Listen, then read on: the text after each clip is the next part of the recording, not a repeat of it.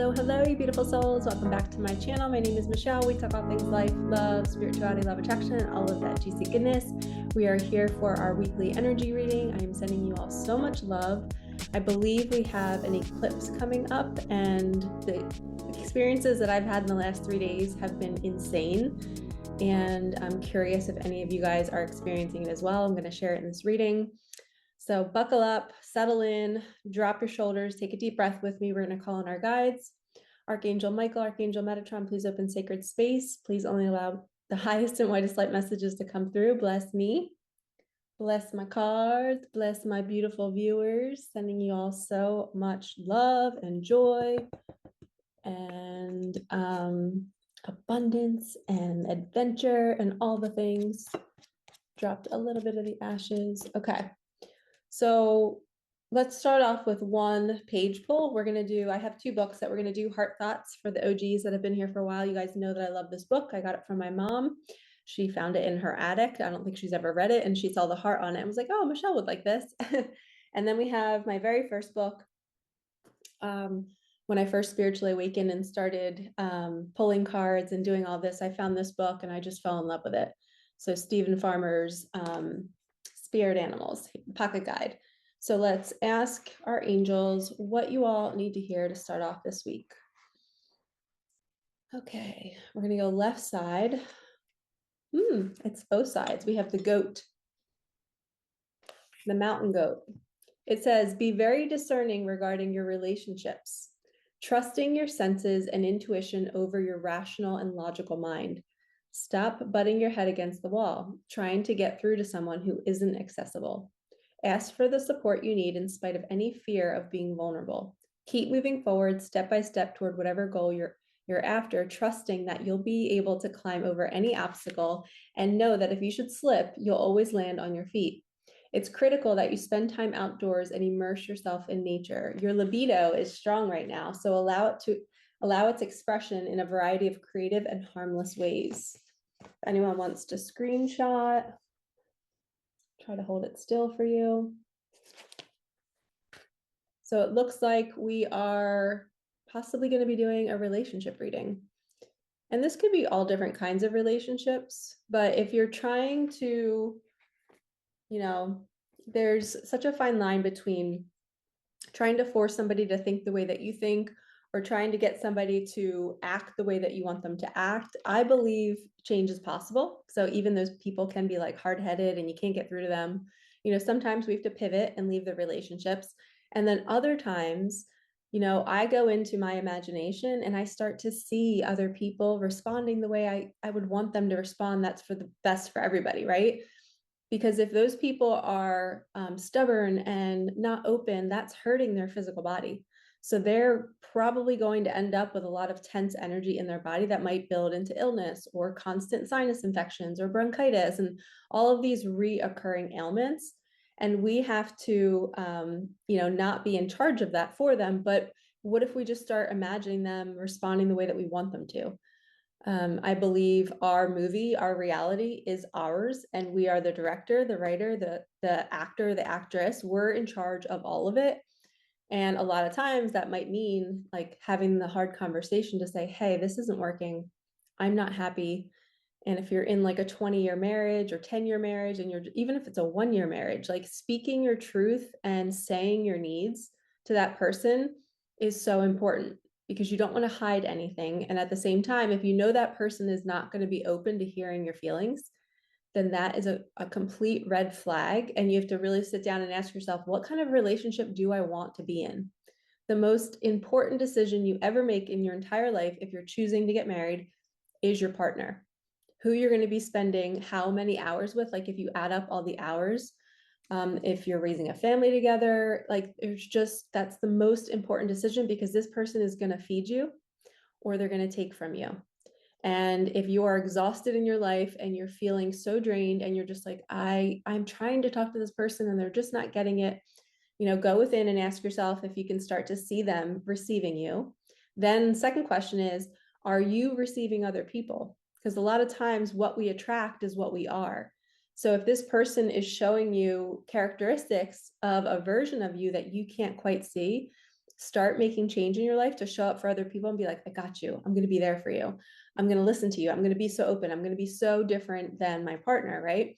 And then sometimes that's why I said I believe in change. I've done this in my life where I've changed the way that I show up to other people when I noticed something that was not good in me. I went and changed it immediately. And then that person ended up changing. And then they started buying me things or showing up for me when I needed them or checking in on me. And I'm like, oh my gosh, this is so cool that like I just changed myself. And then my movie and all the characters around me, they started to shift and evolve and change too. And the way you know you're not supposed to be with somebody is if you're doing this work and there's zero change. It feels impossible. So that's why the goat was saying, you know, really look at your relationships and ask yourself, is this healthy for me? Don't just keep banging your head against the wall trying to get through to somebody that's not open to receiving. And then on the reverse end, ask yourself, am I open? Am I receiving other people? I don't want to be stubborn. I don't want to be closed off. And I think that's a really beautiful way to live life, is being open to everybody and all perspectives, and not saying you have to think like this and these are my beliefs. And people's beliefs in their bubble, that's really real for them. And I like to, especially on the topic of, let's talk about God, the universe, source.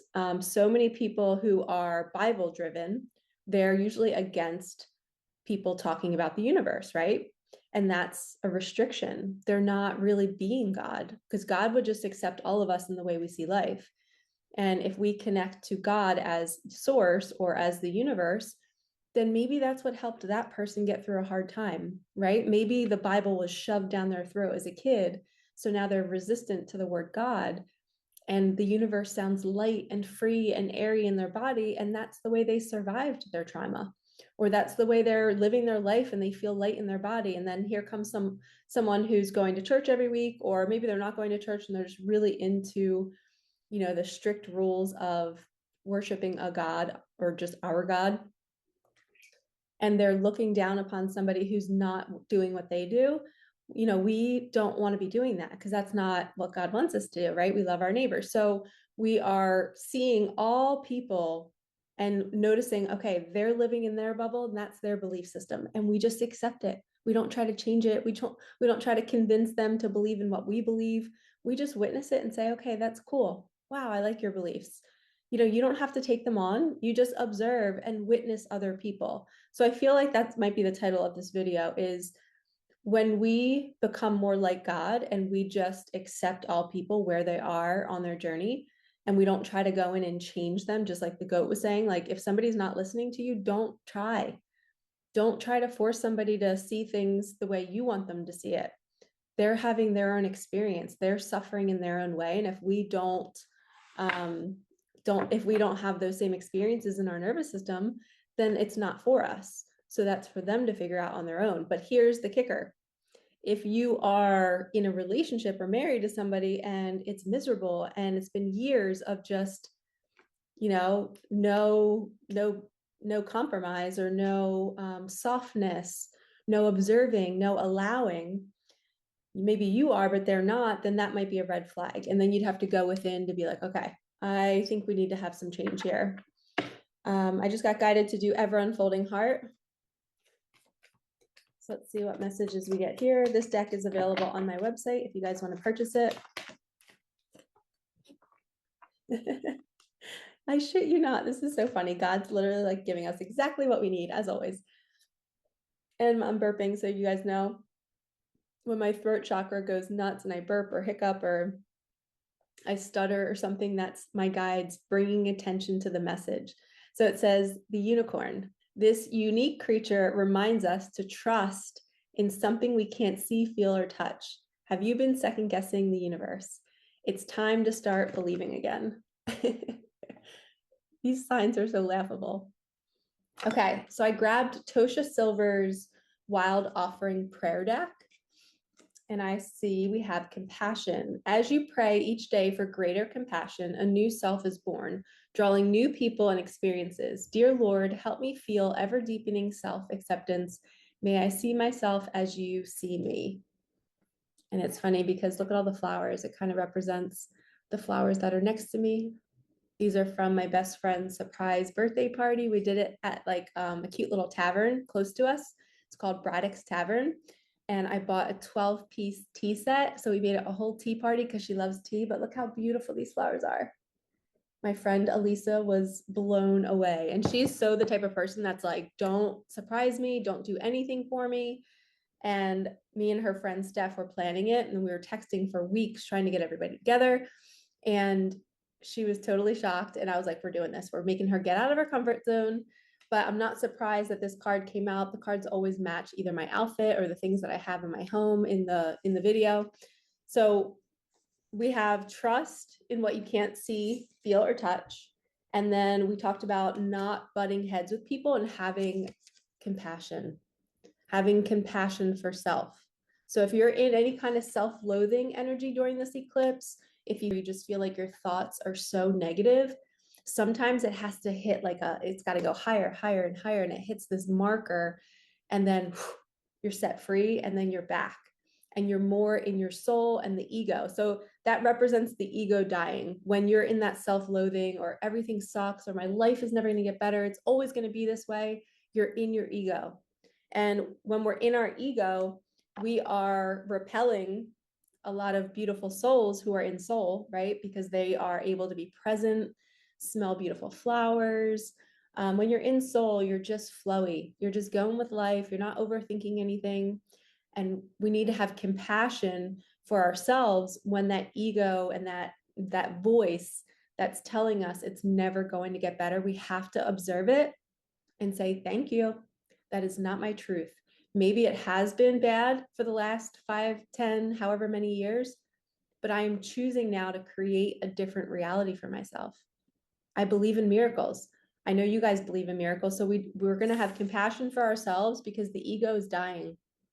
There's an ultimate ego death going on our planet right now. And anything that happens on the macro is happening in the micro. It's going to happen in your life. So take these stories with you and know that you're not alone. And those dark thoughts are normal. Okay. They're normal. It's just a part of our evolution. Our ego has to bubble up to the surface so that we can see, wow, I'm thinking these thoughts.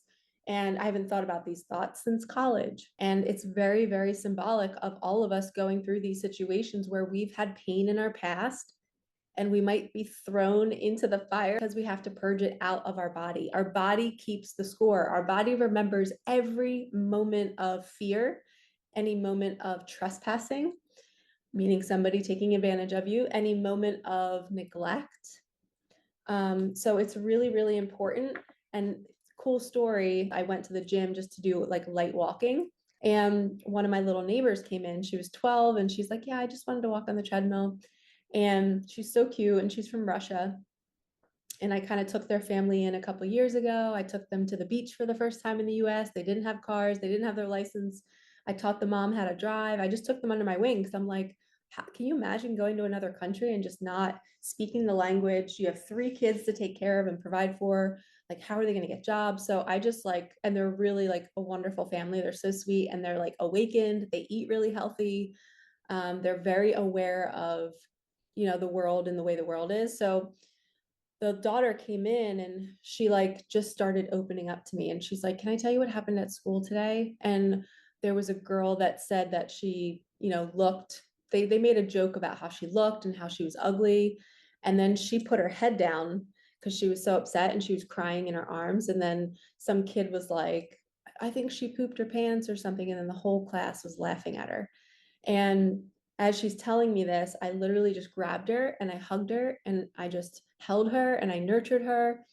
And then I took a step back from her and I was like, all right, where in your body do you feel these emotions right now? And she was like, in my chest. And I said, okay, I want you to breathe really deep into your chest and into your belly. Just take all of that oxygen in. And I gave her some affirmations to say as she was breathing in and exhaling out that energy. She was exhaling out the energy of that experience. And I empowered her and reminded her that, their words mean nothing and their words are coming from a place of hurt because somebody's probably doing that to them. And within 5 minutes, this little girl was lit up and happy again. And I was like telling her, I was like, listen, anytime a situation like this happens, don't keep it in. talk to somebody about it, and then talk to your body and love your body. I taught her how to hug herself after doing that experience. I said, and now we're going to hug the body and say it's safe. We love you. I love you. We are okay. They're just words. We're going to shut, I always say, we're going to shut the sliding glass door. Whatever they say, the words are hitting the door and falling flat. They're not entering our field. So if we can teach kids to take these moments, they're going to happen. You know, we can't hide from these moments, but if we can teach kids to shut the sliding glass door, to purge the energy, breathing by breath, right? Breath work is breathing out the trauma. So that, like me, if I would have done that back when I was dealing with certain things, I wouldn't have had to go through this convulsing of my body because my body was still holding the energy of that experience that I never let go. I just suppressed it, didn't remember it, kept it moving, and now it's got to come out. So if we can help our kids become mindful in the moment, first hug them when they're going through trauma. You hug them immediately and remind them that it's a safe space and that they can open up to you. And then you take a step back and you teach them how to regulate themselves. You teach them how to breathe. You teach them how to talk to their body. And that's that compassion. Imagine if we were all taught these methods as kids. We would have such a loving world. Everyone would be self-sufficient. People would not be relying on somebody else to make them happy, but we would have all of these people with open arms saying, do you need a hug? I'll give you a hug, and then I'll let you do it on your own, right? So we're doing both. We're loving them in the moment, but teaching them how to regulate on their own because we can't always be there. We don't want to make them codependent, right? And think that they need us every time they're going through some sort of trauma. I just got guidance to do Angel Wisdom Tarot. So we're going to see what other message comes out with that. I don't even know how we got on that topic. I know I was talking about her coming into the gym, but I don't remember what prompted me to talk about that. Well, you guys know because you can probably rewind the video. Not that you have to or will, but okay. So we have 3 cards. We have the Chariot, the 9 of Fire, which is the 9 of Wands. Wow, and the 10 of Swords. So the 9 of Wands is kind of like that fighting energy. You're battling, you're fighting off these wands that are trying to come at you. And it says, protect what you have created, be prepared, never give up. Your angels, or ask your angels for help, environmental activism and animal rights. So it's just standing up for something that you believe in, right? And not letting, it's like the sliding glass door method. That would be this card. You're shutting the sliding glass door and saying, nope, sorry, that energy is not going to enter my field. I love myself way too much. Your words are just going to bounce off. Okay, and then we have the Chariot. It says rewards that come from hard work, successfully balancing many priorities at once, determination and willpower, public recognition. So somebody's going to be seen for doing this. You're going to be seen for standing up for something, for speaking your truth. Maybe you are in some sort of activism. So do not be afraid to step out into the world and do that. And the Chariot also, if you don't read the bottom of this card, and if it's just the Chariot in the original tarot, it's just saying like something is coming to take you to your next stop. The Chariot is arriving and you're going to be publicly seen doing the things that you love. So allow it to come and pick you up. And the door's open.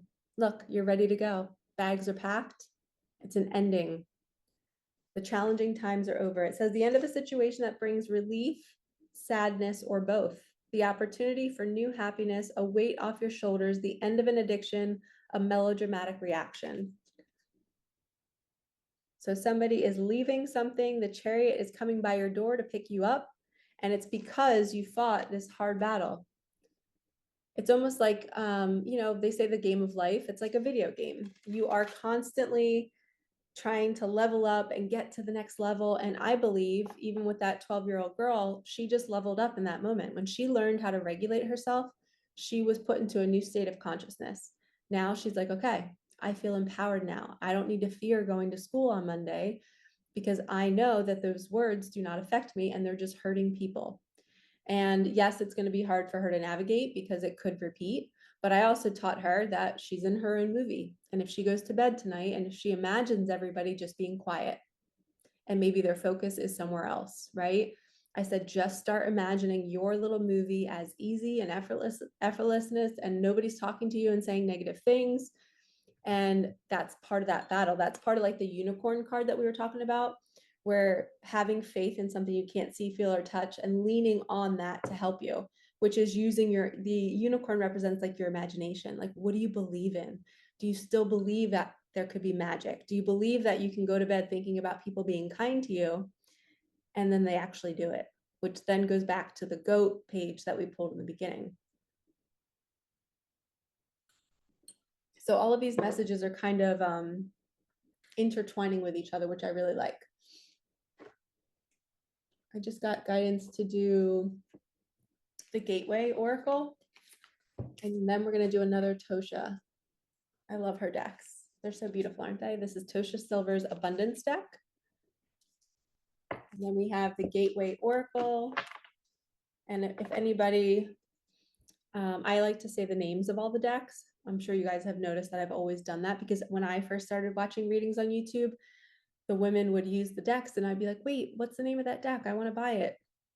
And they would never say it. Sometimes they would have it in their description box, but I made a point to, I'm like, you know what? I'm just going to do that every time for my viewers, because I think it's so fun to buy different decks for yourself and just to different ways for spirit to talk to you.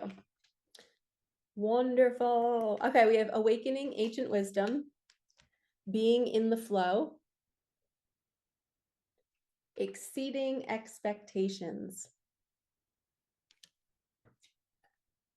So we have a deep inner knowing is emerging within me. That's the awakening ancient wisdom. So when we go through like that kind of like death portal where our ego is like really, really loud, and it's honestly like this energy that you feel like, I don't know, you feel like you're being attacked by something, but it's your own mind. That's what an ego death is. It has to get to that height. It's got to like get to that boiling point, right? And then all of a sudden it's funny because look, it looks like the cup's overflowing. So once you get to the top of the cup, then everything overflows and all the darkness leaves you and the ego is gone, and then your soul. And you're like, oh my gosh, this feels so good. I can appreciate the sun again. Where when you were in that angry state, you could care less about the sun or flowers or anything because your ego is so trying to figure something out, or it's feeling so attacked. And especially with that first message, if you're butting heads with somebody, those are your egos. Your egos are butting heads. If one person would flip, confirmation, if one person were to flip into soul, maybe the confrontation would stop. So that would be being in the flow. When you're in soul, you're just on the boat and you're just flowing with the river. You're not using the oars. You're not trying to go upstream. You're going where life is taking you, where God wants you to go. This says, I am in the flow of the universe. And then exceeding expectations, I soar into excellence. So that's again kind of like the Chariot card. Because you went through the fire and you were, feeling so activated and so triggered by someone or something, you decided to leave the situation. The Chariot arrives. You have new wisdom coming out of you. You're learning how to be in the flow now, and you're now exceeding expectations. You're going beyond where you thought you could ever go. And this could be, she's standing like on top of the world. And look, the greenery represents growth. She's evolved. She's come to a new level in the game. I love the game analogy. My mentor taught me that. Anytime I come to her with like, my business is slow, I don't know what to do. Do I need to pivot? She's like, you're leveling up. She's like, embrace it. Be in the darkness, be in the void. The clients will come. You just have to get yourself in a good feeling state. And she's right every single time. I just need to pause and let it all unfold and be in the boat. But when the void gets longer and it's like 3 to 4 months long, that's when I start to panic. And then that's God saying, hey, you're in the wilderness phase, babe, chill out. You will have growth again. Just be there. If it's a drought, just let it be a drought. So apply that to your life. Where have you been without something for a really long time, whether it's resources, money, an opportunity? Maybe you've been working somewhere and you've been trying to hire somebody and it's just not working out. Or you are in that relationship and you're like, there's no love. Like, I don't know whether to leave, but I really love him and I just don't know what to do. You just ride the wave, right? You let life bring it to you. And this is an ego card. We have delusion. Intention without surrender can be a fast path to delusion. Talk about ego death. Oh my gosh. So this is saying intention without surrender. If you intend on something, you're forcing it, right? Without surrender. With surrender, you're intending and saying, all right, I'll be in the boat, universe. Take me where you want me to go. Take me to who you want me to go to. And anytime you're forcing, you're in the delusion. It's not real. You're trying to force something against the path, the flow of life. And you're going to get a lot of backlash with that. You're going to have a lot of turmoil. And if you have kids, your kids are going to feel your energy. Your kids are all responding to your energetic field. If you show up happy, most of the time your kids will eventually follow. And yes, that they're their own human and they have their own experiences. You can be happy and they can come home from school and be sad. That's possible. But overall, like the energetic frequency of your kids is usually a match to the parents.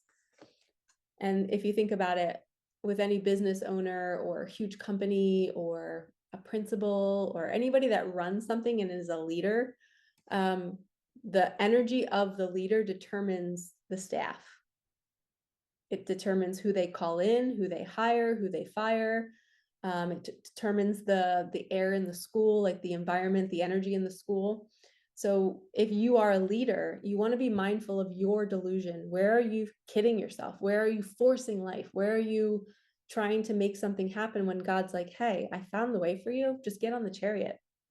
We will exceed all expectations. And I just heard, try not to have any expectations, because where you're going, you can't even see. It's going to be so beautiful.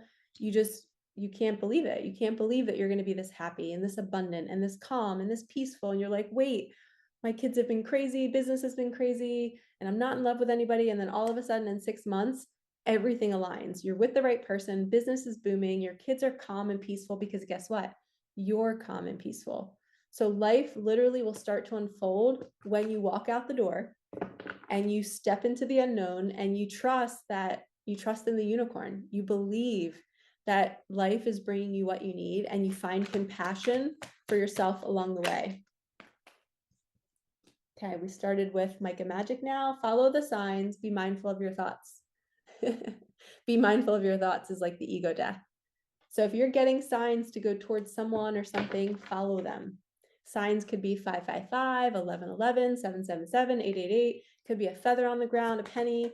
It could be you hearing a song on the radio and a certain word is said, and then somebody texts you that exact word. Those are called matching words, where things like align in the same moment. You hear the word and then you're writing it. You're reading it and then somebody says it. Or maybe you bump into a friend that you haven't seen in forever and you had a dream about them. Those are all little signs for those of you that are new to the journey. Okay, so follow the signs, be mindful of your thoughts. 1234 or 1234, things will start to shift and they will reach out. Okay, keep it moving. They will reach out. Release the past. 1111, twin flame. So if you're seeing 1111, that's usually a twin flame number. If you're seeing 44, that's a twin flame number. It's the idea of a higher love connection. God made two people in the same soul frequency, but they live in two different bodies and they have two totally different lives.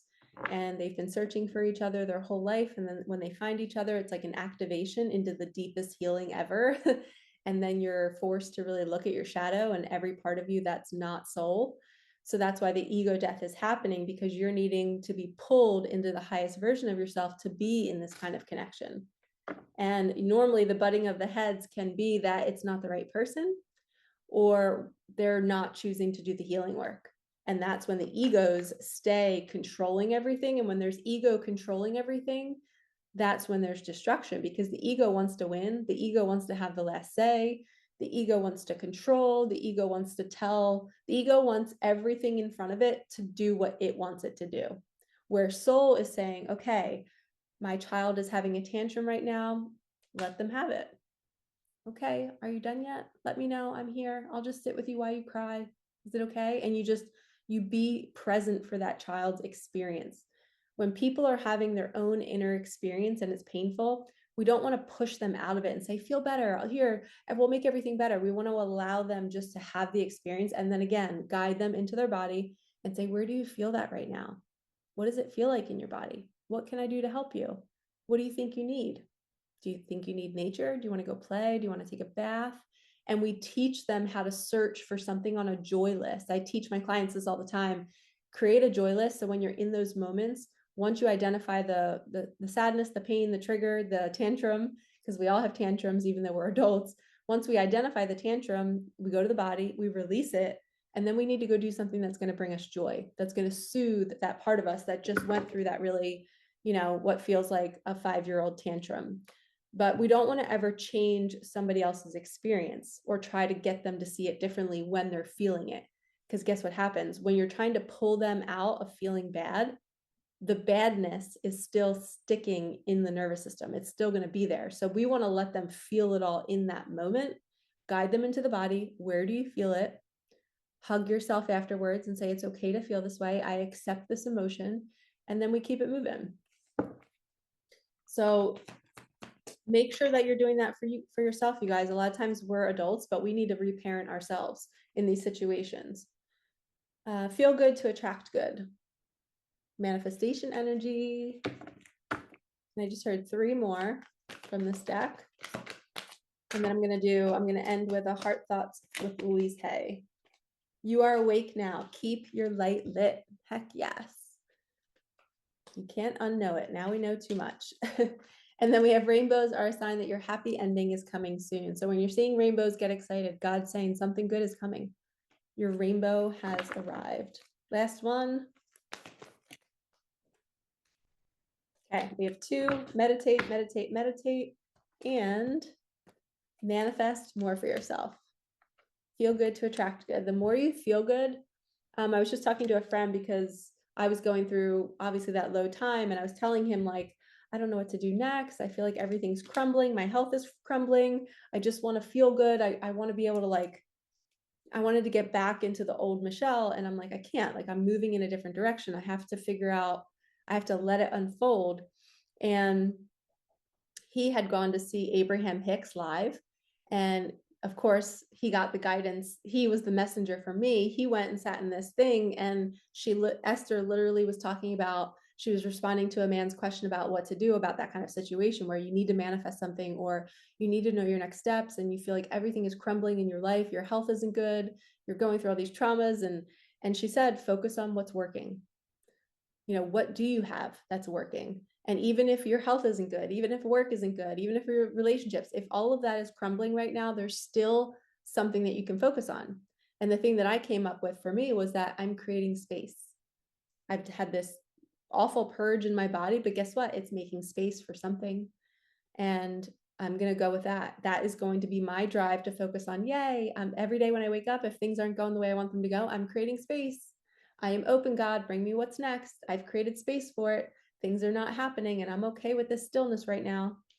And then that's where we can meditate, and we can talk to God and say, talk to me, tell me what to do, or I will just sit in the boat and you direct it. Prayer is so powerful, and praying can look like so many different things. It can look like you asking the universe, or journaling, or going for a walk, or sitting down and just sitting in a meditation, actually listening for the answer. And sometimes when people are not good at listening, I tell them that movement, going and exercising, being in nature, people have a lot of serotonin, have a lot of endorphins. They're feeling so good after a workout. And that's when sometimes they feel most connected to source, to God, to the universe, and it drops in. For other people, it's complete stillness. So you have to figure out, again, that's part of your joy list, is you have to figure out what works for you and brings you joy, and then go to that source all the time. As soon as you're feeling off, go do that thing that's going to pull you up into your soul again and out of the mind, or I should say down. Your soul lives in your heart space in your body. So we want to pull you down into your heart and get out of the mind, because the mind will keep you looping on what's not working. And that will eventually just cause burnout, exhaustion. And guess what? When you're on a loop like that, you are just looping in life, attracting all people like that. So if you're any kind of lawyer, doctor, teacher, nurse, maybe you own your own business, or, there's so many different professions out there. Think about your clients, think about your patients, think about the people you're attracting to your company. Those people are coming to you because you're emanating a certain energy. So if you are in turmoil, you're going to attract people that are also in turmoil. So if you also want to change your business and work on the energetics of your business, you change yourself first. You imagine yourself with the type of client and patients that you actually want to be with, right? And that are not showing you more of your shadow, even though it's a blessing when they do that. You're like, thank you, I didn't see that. That's why I attracted that client or that patient or that person or that customer in my store. You know, everybody is a mirror. Everybody is showing you where you're at emotionally, physically, spiritually in your body. Okay? Literally, everybody is a mirror. So don't forget, manifest more for yourself. Be intentional with surrender. Okay? Don't be intentional with ego. The ego will try to force it to happen. When you surrender and let it go, it drops in so fast. All right, lovies, I hope you have a fabulous week. Keep me posted on everything. Drop things in the comments, anything that happens. I'm sending you so much love. Like, comment, subscribe, hit that bell, and I will see you in the next one. All right, peace out.